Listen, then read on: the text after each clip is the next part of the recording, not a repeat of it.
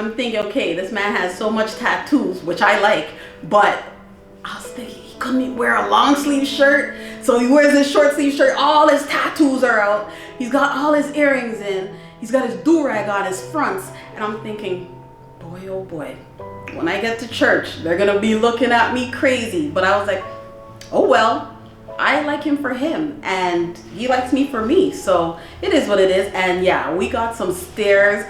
People were looking at me, saying things, and I was like, yo, I like what I like. So it is what it is. But it bothered me a little bit only because I felt like, you know, just some of the comments. Oh, you're so polished, and he just looks like a roughneck. And I was like, that's what I like. I don't necessarily like a polished man. Now, it's like, I understand what they're saying when we come to church. You can put a little more effort in and whatnot. But I was like, that's between him and God. God will fix that. I'm good. I just want him to come. I just want him here. So that was kind of my thought process.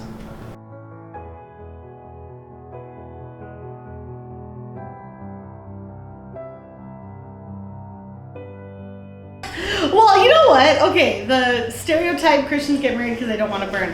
I'm not even so sure that it's really a stereotype. I mean, the Bible talks about this. So is it really a stereotype? I mean, it must have been happening back in the day because it's in the Bible that, you know, best to get married than to burn. So it must have been a thing, like even back then, or else why would it be in there, right?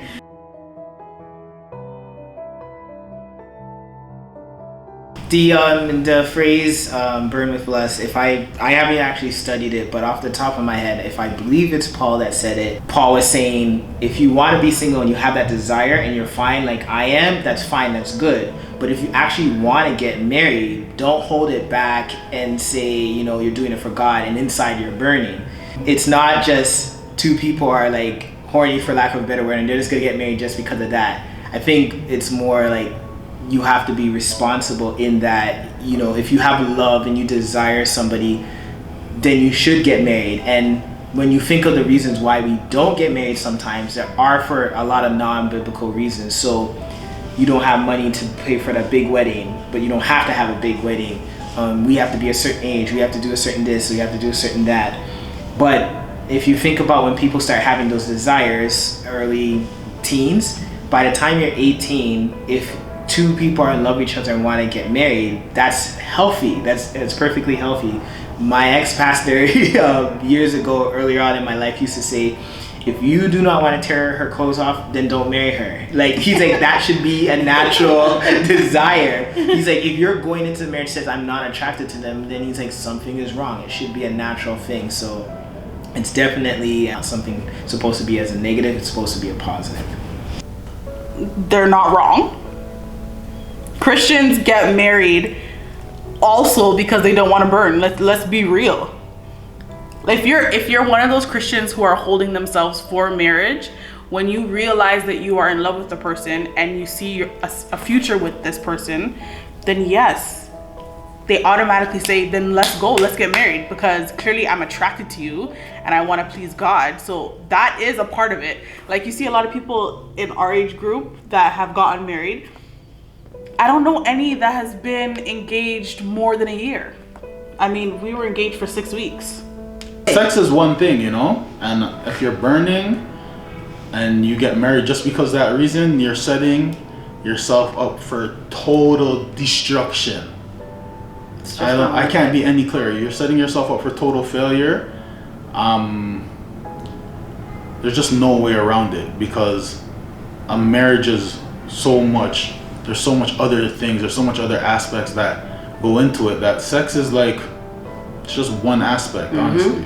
It's important, but it shouldn't be all. So if you want to tie yourself to somebody just because you want to get one off, good luck. With the way the world is now, with the way society is now, you know, there's a lot of emphasis, and understandably so, on, you know, going to school, getting your education, establishing a career, getting a house, doing all these great and wonderful things. When people get married young, it's seen as, oh, you just want to do that so that you can be sexual or whatever, right? Why don't you go and establish your career? I get that, but I feel like we shouldn't put such a negative connotation to it and just automatically assume that maybe that's the reason why they're getting married, right? I think there could be lots of other factors at play. But Christians don't just get married because they burn, because we're sexual beings. God made us that way. Marriage is such a blessing that is really given to the church because it's a representation of the relationship between Christ and his bride, which is the church. Sex is also sacred. It is. It's a beautiful gift that's given to the married Christian. She's a person. She's not a sexual object. She's a person, right? And I love who she is as her person, right? Which causes you to enjoy sex more because you love the person, right? So I think if you're just looking at marriage as a means to sex, then actually your sex isn't going to be as good as it could be because you're missing some really important aspects of the love and the connection. And also, marriage is not only about sex. We were not burning as much as most people, but we were burning. But let's provide some context, please. Like is it okay to? Yeah, go ahead. That? Like we both come from a world of promiscuity, like very, very active. I can speak for my own. I was very active. You know what I mean? Like we were active people. So yes, we both have the Spirit of God, but we both also decide not to, take on that, like not to follow that self-control in a sense. Well, and yeah. I don't he think proposed that. We didn't take 9 months. I don't think we don't even take any shame about it. It's like for us, our thought is like, why wait so long? Especially because we didn't want to have a wedding at all. Yeah, right, but, exactly. At least we came to an agreement for a ceremony. Like why wait? Why wait to have an engagement for a year or 2 or 3 or 7 or 8? But I think it's only possible when you are virgins and you have never had sex with one another. I think if both of us came together in our relationship and said we are not going to have sex with one another, I think it would have been somewhat easier. But I think once you have dipped yourself into that space, I'm not saying it's impossible, but I'm saying it's I want to say impossible again. But of course, just getting married for sex is not the reason to get married. That shouldn't be. Absolutely that not. shouldn't even be your top 5. Absolutely not. Do not get married just for sex. No, because eventually, like. Well, for guilt-free sex, do not do it. That wasn't us. No. Like, we deeply, truly liked each other. Yeah. And that grew to love. Yep. Facts. And sex was definitely a part of it, and I think as being Christians, we really wanted to please God, at least in this department, right? So burning was real. So how do I cover Crystal? For me, I'm looking at it as support. Obviously, as a covering, you think about things that cover things and protect from the elements, but really in a marriage, I look at it more as support because there are some things she has to deal with as a woman, she has to deal with as a wife, now has to deal with as a mother, and the most she needs in those times is support. Me to support her emotionally, spiritually, financially sometimes, of course. And I realize it's not if I'm protecting her from the bad man, it's can I emotionally support her heart at this time, her level of vulnerability, and that comes with the things that I say, being able to reassure her. You'll have a good idea, and I'm like, that can work, but we got to think about this. So it's like my covering is let's go with what you want to do, but I'm gonna cover you by thinking about the things that you don't necessarily think about because you're not a detailed person, and women are detailed. So it's like, but if we're going anywhere, I'm just always trying to make sure that we're all good, safe, happy, mentally, physically, spiritually. I try to be his everything. And so I didn't have a great experience with organizing our wedding or ceremony. Ceremony specifically, because that's all that we wanted to have, at least that we agreed upon. And yeah, I love my family, but there are some things that was said in reference to my wife. I had to defend because I know her. I know who you are. I know your personality. You know what I mean? And the things that was said about her were false. Just came from a place of not knowing who Antoinette truly is, And so I've been in a position to quote unquote cover my wife in that respect, or protect my wife and her image, you know what I mean? Reputation, for that matter. And if we want to get Christian, yes, I do pray for my wife when she's sleeping. I pray for her. I pray for her when we wake up. I pray constantly, you know what I mean? Because I want to see her come home from work.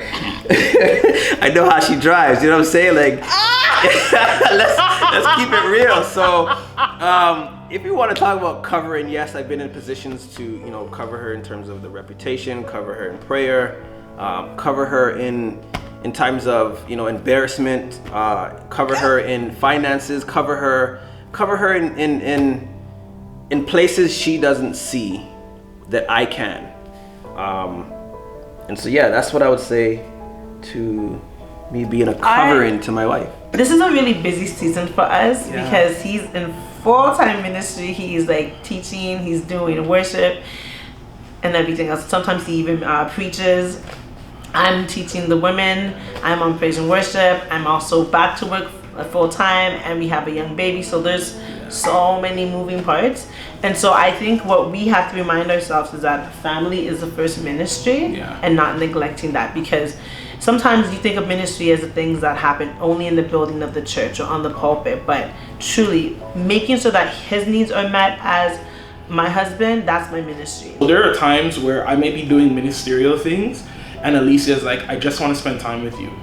And that's usually time for me to evaluate, like, maybe I'm spending too much time on stuff in ministry, or hey, maybe it's like family time. Let's come together. Let's put aside everything else that we're doing, including ministry stuff for the church. Or, you know, we even have our own little personal ministry as well. Like, we run a personal Bible study with our friends, and you know, we have a fellowship group. So there's like a lot of things that we're doing right now, but it's always about remaining honest about how we're feeling about what we're doing, just as much as it's important for us to do the things that we do and do them well.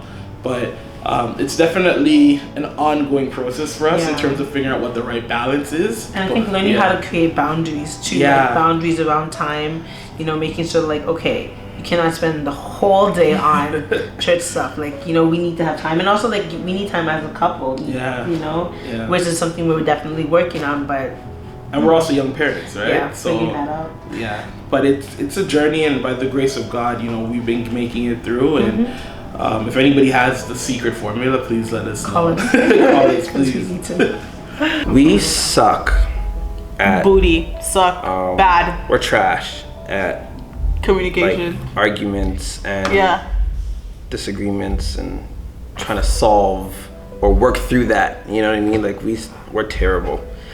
But I say we are terrible because we're two different people, and I have a perspective and she has a perspective. So really what happens is something is said, and then we just don't talk about it again, and we don't talk for a couple of days, depending on what the situation is. Then afterwards, we just make up. But we make up, but we talk about it. Eventually, we talk about it. No. We don't talk about it. He talks about it because he's the talker. I am not. That's surprising. Yes, when it comes to like communicating like arguments and disagreements, I don't care to have a conversation about it. I'm okay with not talking for a while, and then when we've reached our limit, let's go back to being normal. But eventually, we end up talking about it. Yeah, he tries to slide it in like 2 weeks after, and I'm just like, eventually. I thought we were over this. So in the heat of the moment, we don't. You know what I mean? We probably get one thing or two things off of our chest. You know, there's a space where probably the minimal interaction, and then we get back to. We end up talking about it. Either majority of the time it's me approaching you. Yes. And bringing it up, and because if it was left up to me, we'd still not be talking. I don't like tension. 2015 in the house. I'm a peacemaker, and I like peace. When I started coming to church, I took on some responsibility as I joined the audio ministry. And before we came in here, we were just talking about that outside, that I used to be at church all night when we were in Milvan burning CDs. Because we used to do all the audio recordings and people would buy the CDs. So we were here till 1 a.m, you know. We dealt with the clash with a lot of arguing, a lot of fighting.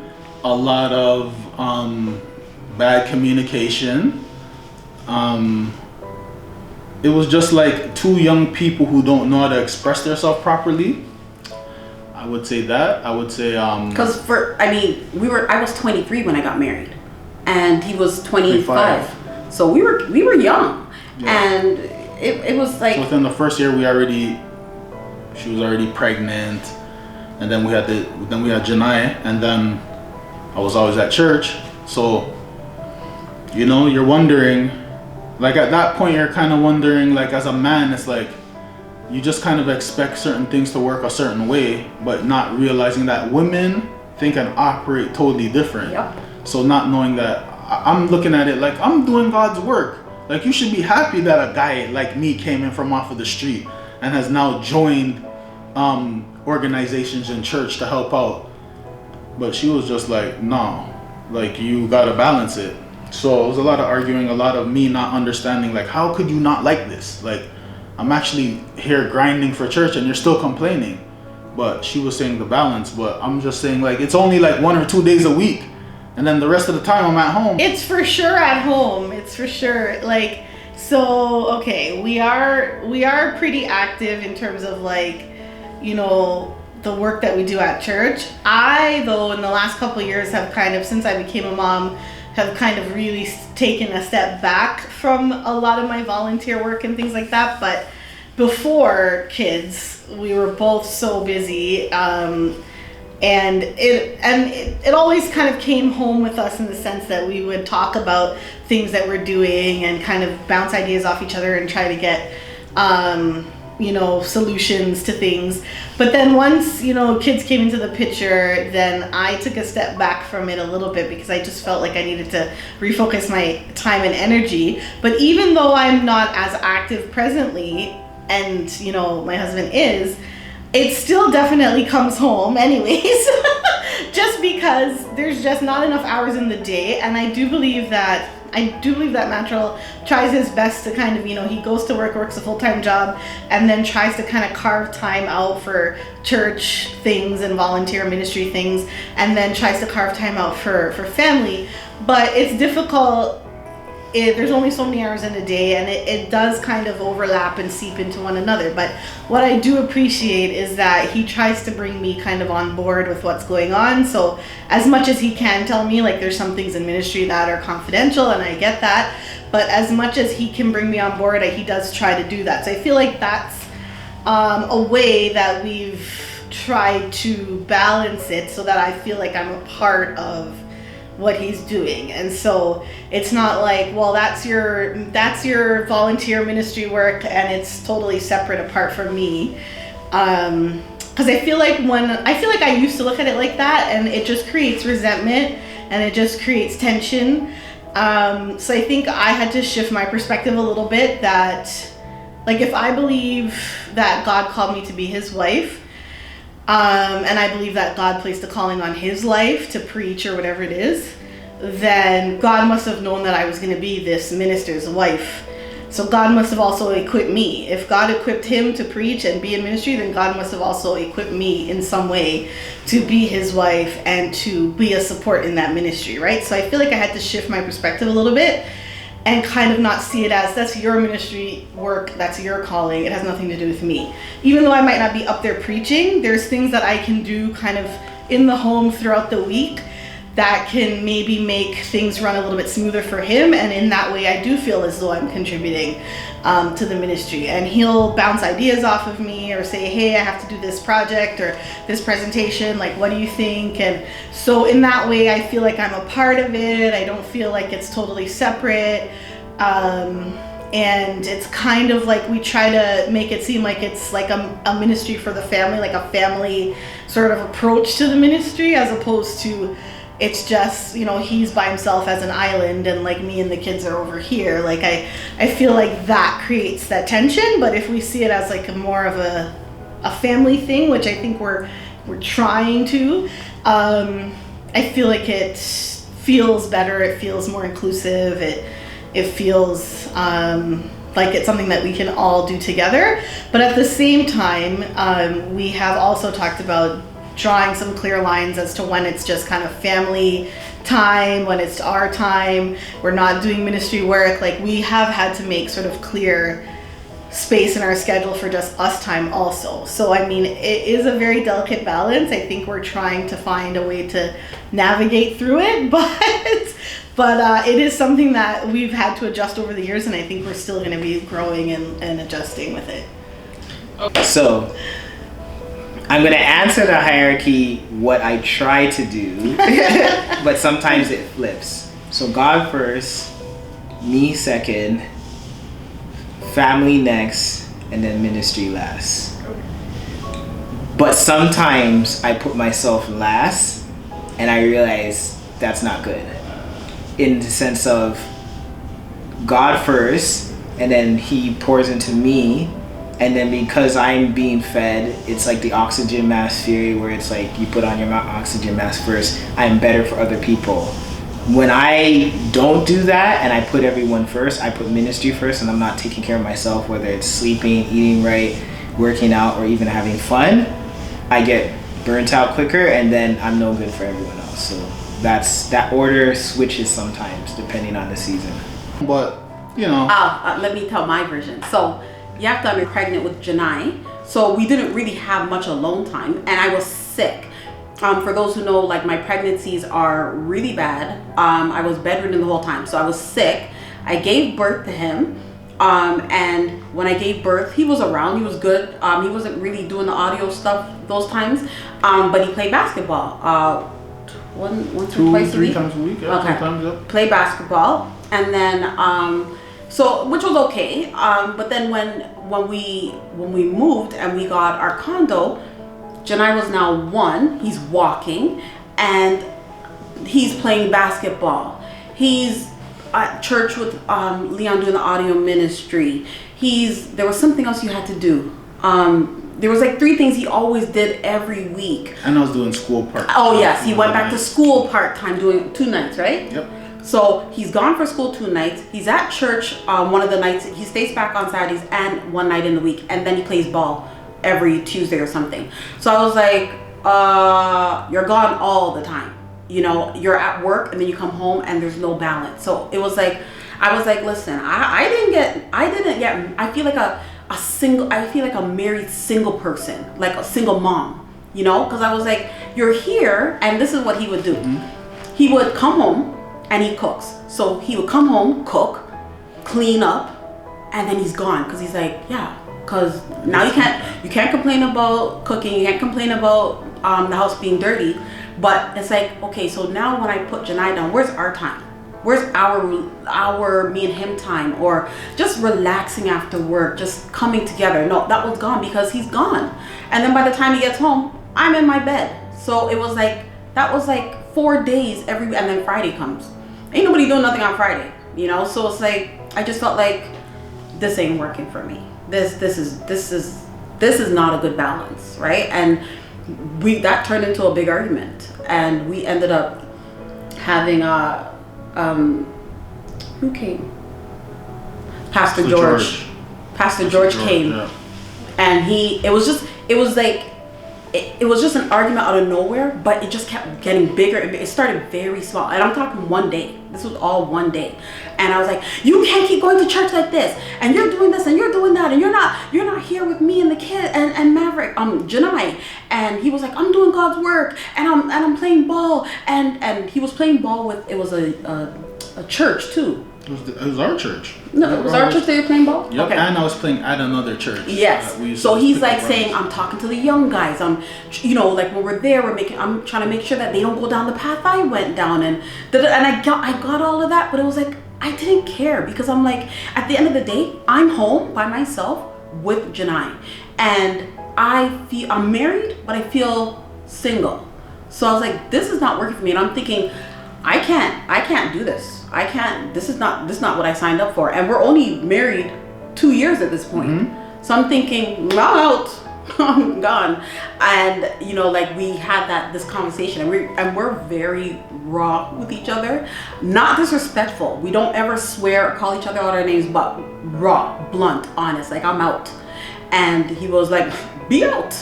And it was like, you know, it was just a situation, and then we both realized, hey, this argument is going too far. You know, we're saying things that we don't necessarily really mean, but it's like nobody's backing down. So it's like, if you don't get somebody in here, we might actually separate. Call Pastor George. Pastor George literally came down there within an hour and a half. Yep. And he talked to us, and he was like, you guys are both, he always calls him Champ. You guys are both saying the same thing. She's saying she wants your time. You're saying you want her time. She's saying she, you know, loves that all the stuff you're doing, and you're saying you love the stuff you're doing, and she's just saying, do a little bit less, and you guys will be okay. And it was like, honestly, it was like he didn't say nothing profound, but it was like it made sense to us. And then it was like I don't know, we just had a moment, and then he just said, we're gonna pray. We both got down on, he told us kneel down and hold hands, face each other, and by the time he was done praying, we were both crying. And it was like, and we don't cry. We do not cry. We didn't even cry when we gave birth. Not a tear. And it was like, it was just overwhelming. It was a crazy moment. And I don't remember crying, but we'll just keep that for the record. Thank you. We cried. And anyways, we did. We did. I know I was crying. You dropped a tear. Anyways, so yeah, that was a really good moment, but that was real. That was like I've had two moments where I felt like, oh, we're over. It was that moment, and it was year 10 when we had a really big fight. And you know, it was crazy. But yeah. That's that.